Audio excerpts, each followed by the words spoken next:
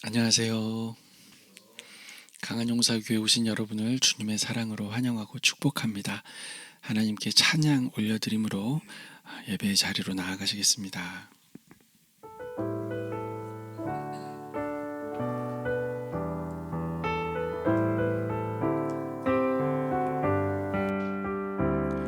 주님 한 분만으로 나는 만족해. 나의 모든 것 되신 주님 찬양해.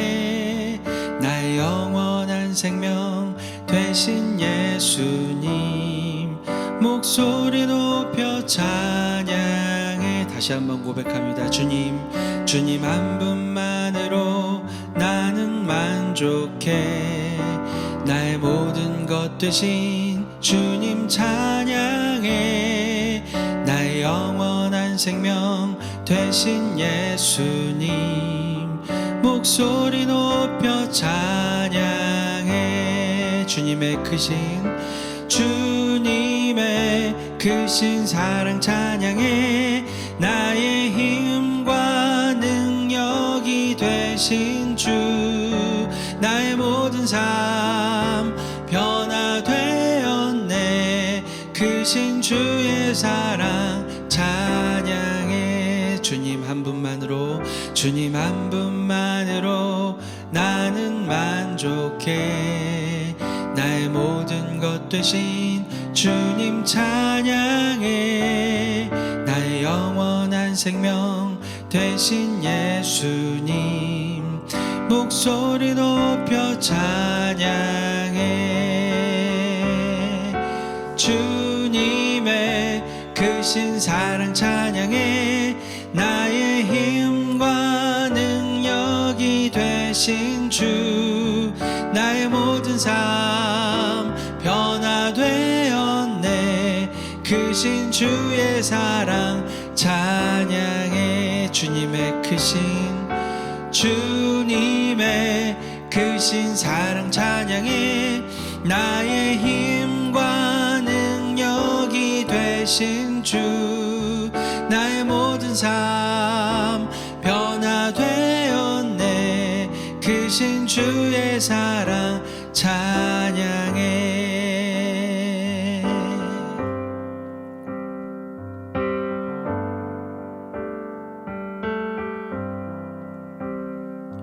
주 보좌로부터 물이 흘러 닿는 곳마다 새로워지네.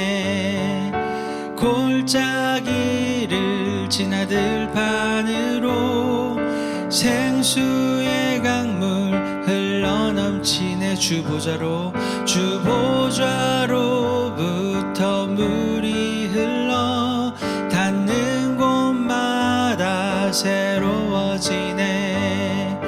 골짜기를 지나 들판으로 생수의 강물 흘러넘치네. 주님의 강이 우릴 즐겁게 해. 주님의 강이 춤추게 해. 주님의 강이 우릴 새롭게 해. 기쁨으로 충만케 하네. 주님의 강이 충만케 되네. 닿는 곳마다 치유케 되네. 그 강가에 있는 병든 자들 주 갈급하며 돌아오리라. 주님의 강이 우릴 즐겁게 해. 주님의 강이 춤추게 해. 주님의 강이 우릴 새롭게 해. 기쁨으로 충만케 하네. 주님의 강이 우릴 즐겁게 해. 주님의 강이 춤추게 해. 주님의 강이 우릴 새롭게 해. 기쁨으로 충만케 하네.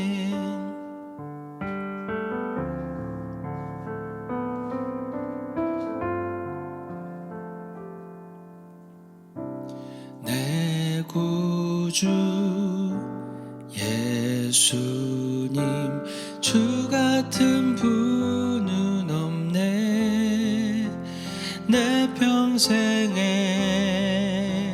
찬양하리 놀라운 주의 사랑을.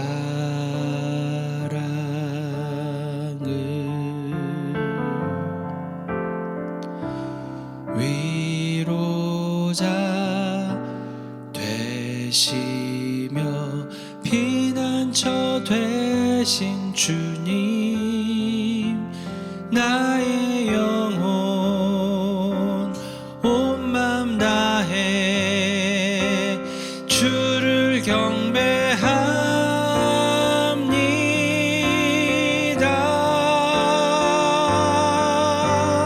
온 땅이여 주님께 외쳐라.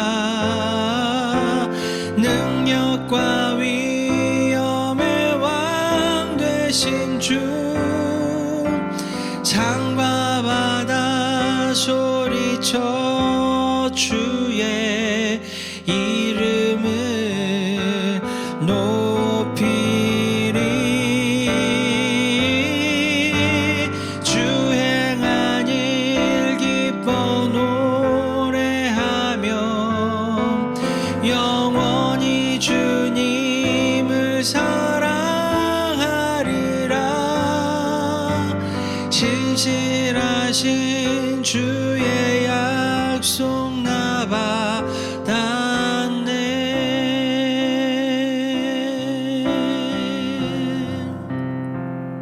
내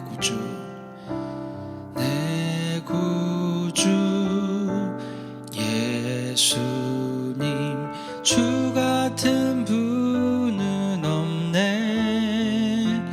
내 평생에 찬양하리 놀라운 주의 사랑을.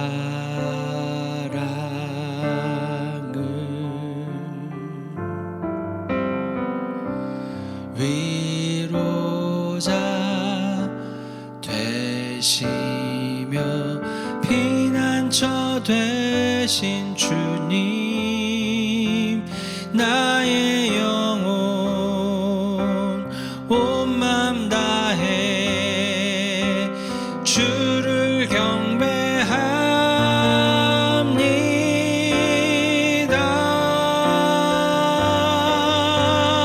온 땅이여 주님께 외쳐라. 능력과 위엄의 왕 되신 주, 산과 바다 소리쳐 주의 이름을 높이리. 주 행한 일 기뻐 노래하며 영원히 주님을 사랑하리라. 신실하신 주의 약속 나 받아. 신실하신 주의 약속 나 받아. 신실하신 주의 약속 나 받았네.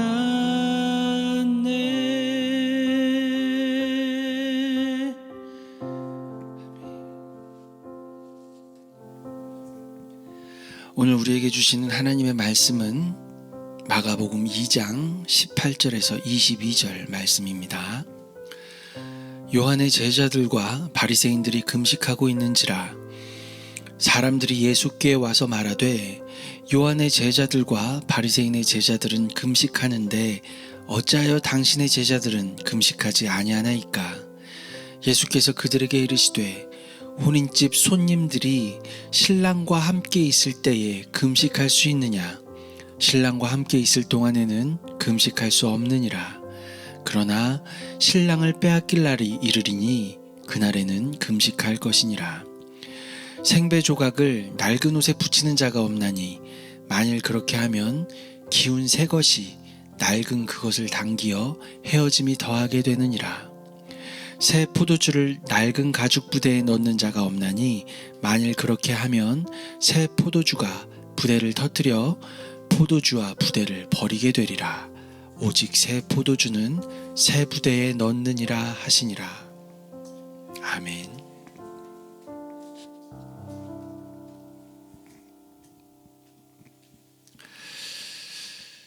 구약에서 금식이 요구되는 경우는 1년에 단 하루가 있었습니다. 유대력으로 7월 10일 대속죄일이죠.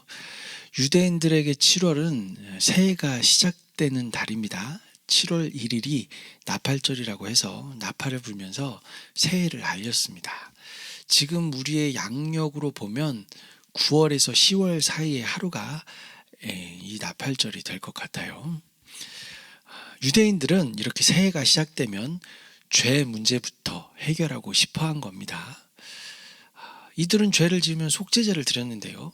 아니, 속죄제로 죄를 해결했는데 왜 이렇게 1년에 한 번 굳이 대속죄일을 만들어서 이렇게 죄 문제를 해결하려고 했을까요? 여러분, 아무리 우리가 속죄제를 드려도 죄의 문제를 다 해결할 수는 없습니다. 예를 들어서 내가 어떤 죄를 짓고 재물을 가지고 제사를 드렸는데 집에 돌아가다가 또 어떤 죄를 지었어요. 그러면 다시 짐승을 가지고 갈 수는 없잖아요. 그러니까 이게 1년 동안 죄들이, 해결하지 못한 죄들이 이렇게 쌓여 있다고 생각한 겁니다. 그래서 새해가 시작되면 우리가 아직까지 해결하지 못했던 그런 죄들을, 이제 모든 종류의 죄들을 완전하게 해결하고자 했던 것입니다. 그래서 이렇게 대속죄일에 금식을 하면서 제사를 드렸던 거예요.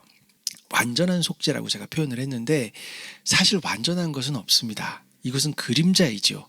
무엇의 그림자냐면 예수 그리스도의 십자가 사건의 그림자라고 할 수 있어요. 그리고 대속죄일은 이 십자가로 완성되는 것이지요. 십자가가 실체고 이 대속죄일은 그림자라고 할 수 있습니다.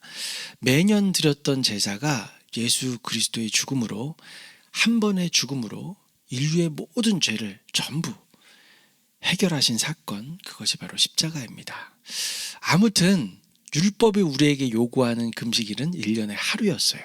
그런데 바벨론 포로 이후에 이 금식은 더 정기적이고 조직적인 형태로 발전합니다. 어떤 달을 정해서 그 달에 날짜를 정해서 금식을 했던 거예요. 예를 들면 예루살렘이 멸망한 달, 혹은 성전이 파괴된 달, 그런 어떤 그 나라의 수치스러웠던, 그 기억하고 싶지 않았던 어떤 비극적인 일이 이렇게 일어났던 그런 달을 금식하는 날로 이렇게 정해서 금식을 했던 겁니다. 그리고 예수님이 왔던 이 때에는 금식이 더 이렇게 일반적인 형태로 일반화되었어요. 누가복음에 보면 나는 1회에 2번 금식합니다, 이런 표현이 나오죠. 월요일과 목요일 이렇게 이틀을 정해놓고 일주일에 2번 이렇게 금식을 했습니다. 이 금식은 율법이 요구한 것은 아니었지만 교회의 전통이 되어 있었어요. 경건이 경쟁이 되는 느낌도 없지 않아 조금 있었고요. 그리고 이 금식은 종종 자기 의를 드러내는 것으로 표현되기도 합니다. 그러나 금식을 나쁜 것이라고만 할 수는 없지요. 좋은 의도로 이렇게 금식을 했습니다. 요한의 제자들과 바리새인의 제자들도 금식을 했는데 나름대로 이유가 있었어요. 이 당시에는 로마의 지배를 받고 있었거든요. 이렇게 로마의 지배를 받는 이런 비극적인 상황도 우리들의 죄 때문이었다고 생각했던 거예요. 그래서 우리가 하나님 앞에서 금식하면서 죄를 회개하고 우리를 불쌍히 여겨달라고 이렇게 구해야 하나님께서 우리를 불쌍히 여기시고 우리를 구원해 주실 것이다. 우리가 이렇게 금식을 해야 하나님께서 약속하신 메시아도 보내주실 것이다, 이런 생각을 했던 것이죠. 그래서 질문을 한 겁니다. 세례 요한의 제자들도 금식하고 요한의 제자들도 금식하는데 왜 예수님은 금식하지 않으십니까? 이것이 질문이었어요. 본문을 보면 이 질문한 사람들이 누구냐면 사람들이 예수께 와서 이렇게 말합니다. 마가복음 본문만 보면 이 질문을 한 사람들은 요한의 제자들도 아니고 바리새인의 제자들도 아니고 제3자의 무리가 와서 질문을 한 것으로 보여요. 그런데 평행 본문인 마태복음을 살펴보면 거기에는 조금 더 구체적으로 이들을 제시합니다. 요한의 제자들이 와서 물었다 이렇게 얘기하거든요. 그러니까 마태복음과 마가복음을 종합해 보면 이 질문을 한 무리들은 요한의 제자들과 일반 사람들이 함께 섞여 있었던 것을 우리는 알 수 있습니다. 이것을 보고 칼빈이라는 학자는 이 질문이 굉장히 교활하고 악의적인 질문이었다고 해석을 해요. 왜 그러냐면 일부러 바리새인들과 그 제자들은 쏙 빠지고 그들이 요한의 제자들을 앞세워서 일반 사람들과 요한의 제자들을 앞세워서 예수님의 이미지를 안 좋게 만들기 위해 이런 아주 안 좋은 질문을 했다 얘기를 하는 겁니다. 그렇게 해석해도 무리가 없을 것 같아요. 그런데 본문에 그런 증거가 될 만한 이야기는 없습니다. 또 다른 각도로 보면 정말로 사람들이 궁금해서 물었을 것 같기도 해요. 요한의 제자들 같은 경우는 이 이틀의 금식이 율법이 요구하는 것이 아니라는 것은 알고 있었지만 그래도 이 금식은 하나님과 율법의 어떤 충성심을 가지고 충성된 마음으로 하는 금식이라고 생각을 했고 나라와 민족을 위해 이렇게 금식하는 것에 대해서 굉장히 긍정적인 생각을 하고 있었을 겁니다. 그런데 예수님은 금식하실 생각이 전혀 없어 보이는 거예요. 만약에 대상이 예수님이 아니라 그냥 평범한 종교 지도자였다면 이 사람들은 질문을 하기보다는 그냥 비난을 하고 말았을 것 같아요. 에휴, 종교 지도자라는 사람이, 선지자라는 사람이 금식도 안 하고 그냥 이러고 넘어갔을 것 같은데 예수님께는 이렇게 생각하기가 어려운 거예요. 왜냐하면 예수님은 병자들을 막 고치시고 귀신을 쫓아내시고 이런 기적을 일으키고 계신데 금식을 안 하시니까 정말로 궁금했던 것 같아요. 아니 왜 금식을 안 하십니까? 예수님과 제자들은 금식을 안 하시네요? 이렇게 궁금했던 거예요. 이 질문에 대한 예수님의 대답이 바로 19절입니다. 예수께서 그들에게 이르시되 혼인집 손님들이 신랑과 함께 있을 때에 금식할 수 있느냐? 신랑과 함께 있을 동안에는 금식할 수 없느니라. 금식에 대한 질문에 예수님께서는 내가 신랑이다 이렇게 말씀을 하세요. 왜 금식을 안 하느냐고 물어봤는데 내가 누구인가에 대한 대답을 하시는 거예요. 여러분이 신랑의 이미지는 궁극적으로 하나님과 그의 백성의 관계를 나타내는 표현입니다.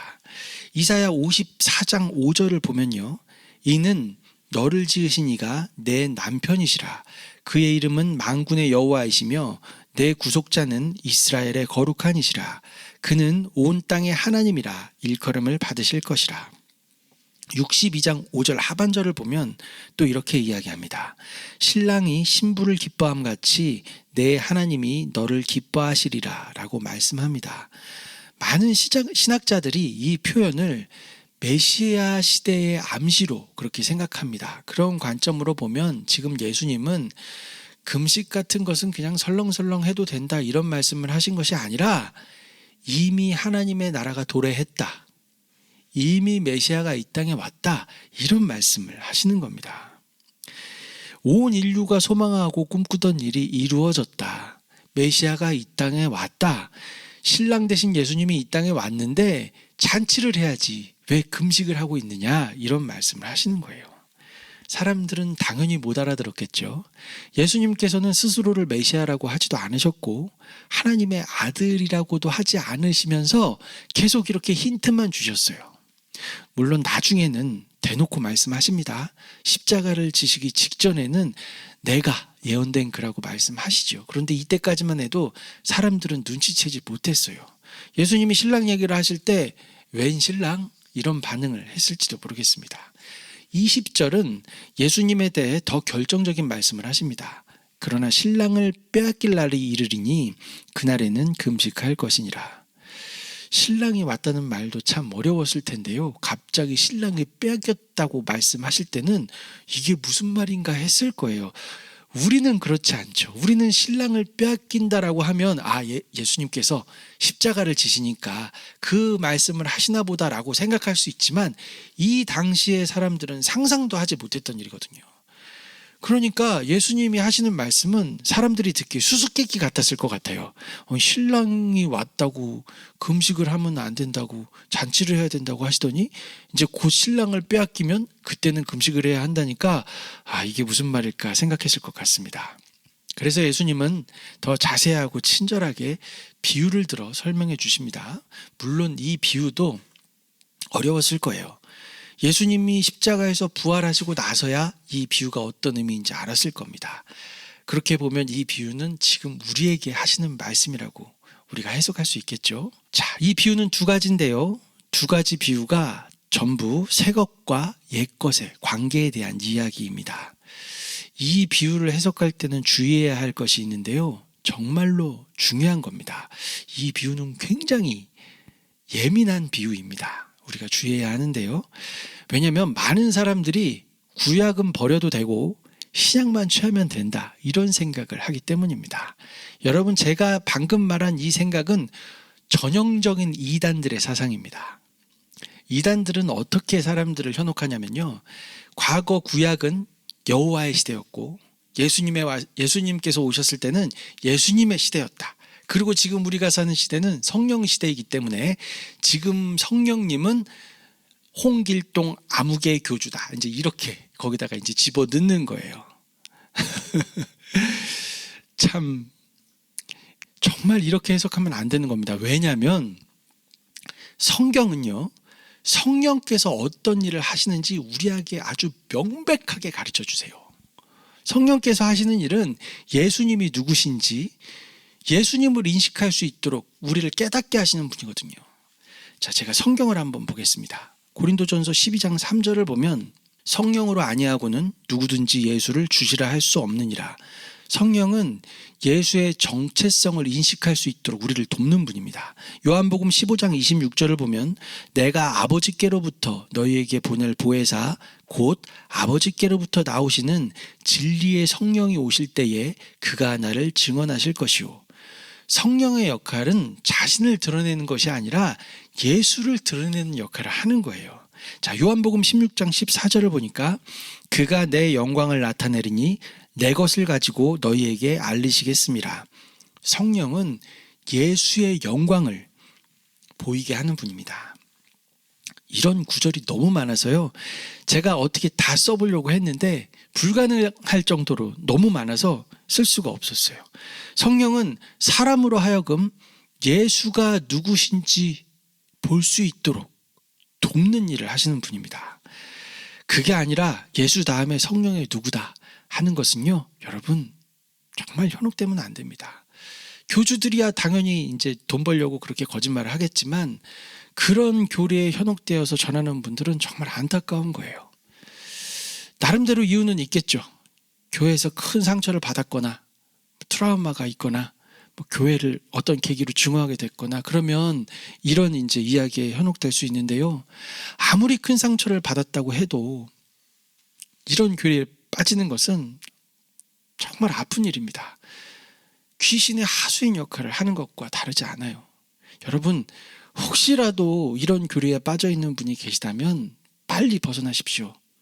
생명의 길로 나와야 합니다. 자, 본문으로 다시 돌아가서 오늘 본문은 구약은 쓸데없다 이런 말을 하는 것이 아닙니다. 하나님의 율법이 문제가 아니라 낡은 종교 형식이 문제라는 이야기를 하고 있는 거예요. 옛 언약 안에서 약속된 것이 예수 안에서 성취됐는데 그 성취를 낡은 틀로 가질 수 없다, 이 이야기를 하는 겁니다. 우리가 하나님의 약속을 붙들고 그 약속이 성취되기를 기다리면서 살아왔는데 그 약속이 이루어졌어요. 그런데 약속이 이루어지기 전에 마인드를 가지고 살아간다면 그건 좀 이상한 겁니다.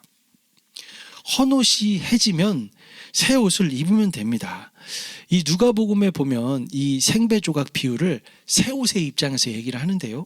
헌옷이 헐었다고 해서 찢어졌다고 해서 새 옷에서 천을 이렇게 오려다가 헌옷에 붙일 수 있느냐 이렇게 말하는 거예요. 그러면 헌옷만 찢어져서 괜히 버리고, 그렇다면 헌옷을 살리냐, 그것도 아니라는 거예요. 새 옷 조각이 줄어들면서 헌옷을 더 찢어지게 한다는 겁니다. 포도주 비유도 마찬가지예요.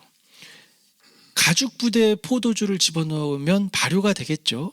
맛있게 발효가 될 겁니다. 그러면 이제 맛있는 포도주를 마시면 되는데요.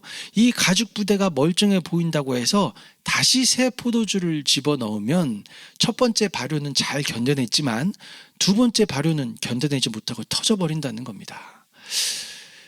여러분, 버려야 할 것이 있다면 헌 옷이에요. 몸뚱이를 버려서는 안 되는 거죠. 여러분, 버려야 할 것이 있다면 헌 가죽 부대입니다. 묵은 포도주를 버리면 안 되는 것이죠. 버려야 하는 것은 구약도 아니고 율법도 아니고 잘못된 교회의 전통입니다. 잘못된 바리새적 전통을 버려야 하는 거예요. 교회는 지금도 성경에 없는 이야기들을 많이 합니다. 그러나 여러분, 그것이 문제이지 구약은 결코 문제가 될 수 없어요. 너무나 소중한 겁니다. 제가 이것을 알기 쉽게 설명하기 위해서 벌코프라는 학자의 관점으로 제가 이 이야기를 좀 해보려고 합니다. 왜 구약을 버리면 안 되는지, 왜 구약이 소중한 것인지 질문한다면 그렇습니다. 언약의 본질은 구약이나 신약이나 똑같습니다. 구약의 언약은 이런 말을 하는 겁니다. 내가 너의 하나님이 될 것이다. 여러분, 신약의 언약도 똑같습니다. 내가 너희의 하나님이 될 것이다. 여러분, 아브라함이 들었던 그 하나님의 말씀, 하늘의 별과 같이 바다의 모래같이 너를 축복하는 자에게는 내가 복을 내리고 너를 저주하는 자에게는 내가 저주하고 많은 말씀을 하시지만 한마디로 내가 너의 하나님이 될 것이다. 여러분, 신약교회가 들었던 하나님의 복음도 같은 말씀입니다. 내가 너의 하나님이 되리라. 지금 우리가 듣고 있는 하나님의 약속도 조금도 다르지 않습니다. 내가 너의 하나님이 될 것이다. 지금 이 설교를 듣고 있는 바로 너의 하나님이다 나는 이 말씀을 하시는 거예요. 조금도 다르지 않은 메시지이고요. 조금도 다르지 않은 복음입니다. 예수님의 새 것은 언약의 파괴가 아니라 언약의 성취인 겁니다. 똑같은 은혜 언약인데요. 예수께서 오심으로 이 똑같은 은혜 언약이 명백하게 드러나고 성취되는 것, 충만해지는 거예요. 새 포도주는 하나님께서 갑자기 다른 구원의 길을 내시는 것이 아니라 약속이 실체가 된 겁니다. 헌 옷과 헌 가죽 부대는 성취된 약속, 예수 그리스도를 받아들일 준비가 되어 있지 않은 낡은 종교의 틀을 이야기하는 겁니다. 예수의 오심은 옛 계시와의 단절이 아니라 옛 계시의 충만함인 것이죠. 그 충만함을 낡은 틀로는 가둘 수 없다, 이런 얘기를 하는 것입니다. 낡은 틀은 지금도 교회를 괴롭히고 있습니다. 낡은 틀은 여전히 예수 그리스도를 기뻐하지 못하게 합니다. 왜 그럴까요? 내가 무언가를 해서 내가 근거가 되어서 열매를 맺어야, 내가 나로 인한 성과가 있어야 기뻐할 수 있지, 나와 아무 상관없는 기쁨은 받아들일 수 없다는 겁니다. 내가 근거가 되지 않는 기쁨은 못 받아들이는 거예요. 내가 노력해서, 내가 금식해서, 내가 애씀으로 구원받아야 내가 용납할 수 있는 구원이 되는 겁니다. 나는 아무것도 한 것이 없는데 메시아가 나타나서 모든 것을 다 이루어 버리니까요, 내가 받아들이지 못하는 겁니다. 은혜가 공로를 무너뜨리기 때문에 못 받아들이는 거죠. 교회에서는 본질이 중요하다는 말을 합니다. 이 말이 무슨 말이냐면 알맹이와 껍데기를 구분할 수 있어야 된다는 말이거든요. 그런데 이 본질에 대한 이야기를 하면 사람들이 갈등하기 쉽습니다. 진리는 종종 평화를 깨는 역할을 합니다. 그러나 갈등이 싫다고 해서 교회가 본질에 대한 이야기를 하지 않으면 어떻게 되냐? 열심은 있지만 올바른 지식이 없고 계속 그렇게 가다 보면 자기 의로 인한 열심이 공동체를 망칠 수도 있는 것입니다. 정말 많이 보았습니다. 이런 일들이요. 누군가가 이것은 낡은 틀이다 라고 말하면 사람들은 갈등하게 되고요, 싸우게 됩니다. 그러나 교회의 목표는 진리 안에서 하나 되는 것입니다. 우리가 하나 된다고 하면 다 똑같은 생각을 해야 된다고 생각하는데요, 그것이 아니라 알맹이와 껍데기를 분별할 수 있어야 된다는 거예요. 이것을 분별하면 우리는 아무리 서로 다른 생각을 해도요, 이미 한 마음이 되는 겁니다. 분별해야 하는 것이죠. 오늘 본문은 그것을 분별하는 기준 하나를 제시합니다. 그것이 뭐냐면요, 나의 기쁨이 내가 한 일 때문인지 아니면 예수 그리스도께서 하신 일 때문인지, 나의 기쁨이 예수님 때문인지 이것을 잘 살펴보아야 합니다. 예수님이 이 땅에 오셨습니다. 정말 기쁜 일이고 너무너무 감사해야 하는 일인데, 우리는 어쩌면 감사의 이유를 엉뚱한 데서 찾고 있는지도 모르겠다, 이런 생각이 들어요. 우리 기도가 응답을 받거나 일이 잘 풀리거나 좋은 일이 생기거나 이런 데에서만 감사를 찾으려고 하는데요, 사실은 그런 일과 아무 상관없이 예수님께서 이 땅에 오신 것만으로 우린 정말 이 삶이 잔치가 돼야 하는데, 우리가 많은 것들을 놓치고 있지 않은가, 그런 생각이 듭니다. 우리가 때로는 진지해야 하고, 우리가 때로는 우리의 죄성을 잘 들여다봐야 하고, 아픈 마음으로 정말 통회하는 심령으로 주님 앞에 나아가야 할 때도 있지만, 그것과 더불어서 우리 마음속에 기쁨과 희락이 넘치는, 정말 하나님을 향하여서 다른 것 때문이 아니라 오직 예수님 한 분만으로 정말 우리 마음속에 기쁨이 충만하고 감사가 넘치는 그런 경험도 우리가 정말 꾸준히 해야 하지 않나. 지금 예수님은 하늘에 다시 올라가셨지만 그 예수님 기다리면서 우리가 그리워하면서 그 설레는 마음, 이런 마음도 우리의 삶 속에 꼭 필요한 것이 아닌가, 그런 생각이 듭니다. 우리 그런 마음으로 기도의 자리로 가면 좋겠습니다. 우리가 참 어렵고 힘든 일도 많고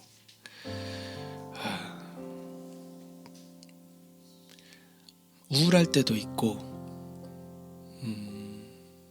이해하지 못하는 일들 때문에 괴로울 때도 있지만, 신랑 되신 예수님 이 땅에 오셨습니다. 너무너무 기쁘고 감사하고, 주님께서 우리에게 말씀하신 희락, 그 소중한 그 선물을 우리가 좀 누리면 좋겠습니다.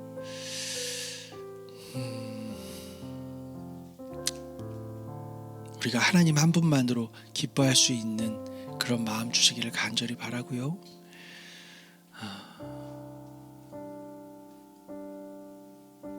하나님의 마음을 우리가 느끼며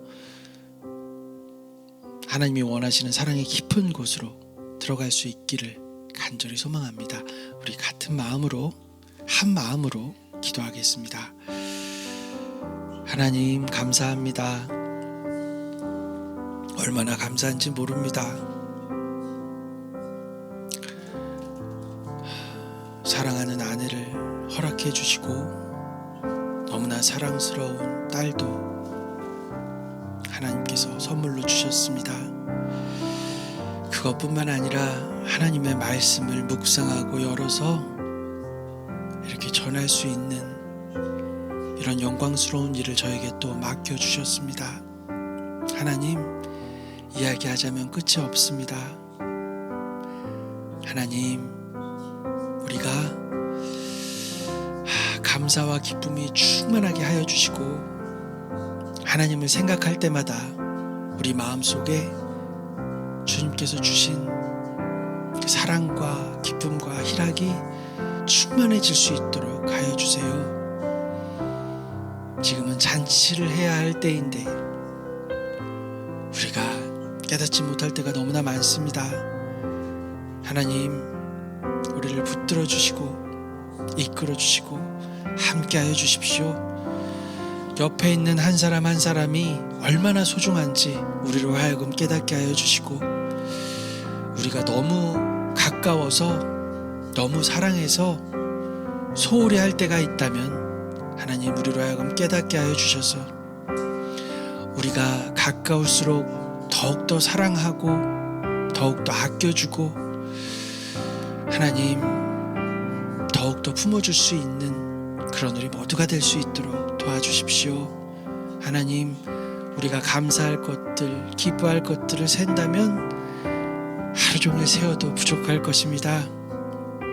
하나님, 우리에게 기쁨 주시는 하나님, 우리 마음속에 기쁨을 창조하여 주시고 희락을 창조하여 주시고, 주님, 세상의 기쁨만이 아니라 하늘이 주는 소망과 즐거움으로 우리 마음속이 가득할 수 있도록, 충만해질 수 있도록 은혜 베풀어 주시옵소서. 하나님, 귀한 권사님들, 집사님들 이렇게 빠지지 않고 자리를 채워주고 계십니다.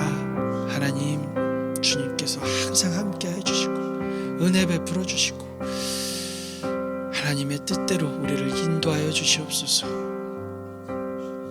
주님, 우리가 언제나 주님의 뜻을 분별할 수 있는 지혜 주시고 주님의 뜻을 분별하는 그 매 순간마다 감사와 찬양이 넘칠 수 있도록 주님 함께하여 주시옵소서.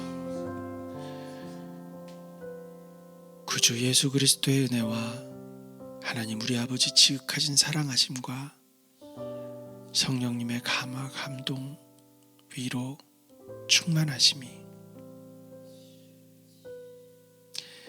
이제 우리가 주님께서 우리에게 허락하신 희락을 마음껏 누리기로 다짐하는 사랑하는 성도들, 아들, 딸들 한 심령 한 심령 위에 이제로부터 영원토록 함께 있을지어다. 아멘.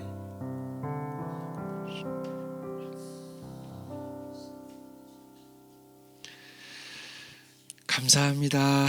우리 하나님께 영광의 박수 올려드리겠습니다. 감사합니다. 진실하신 주의 약속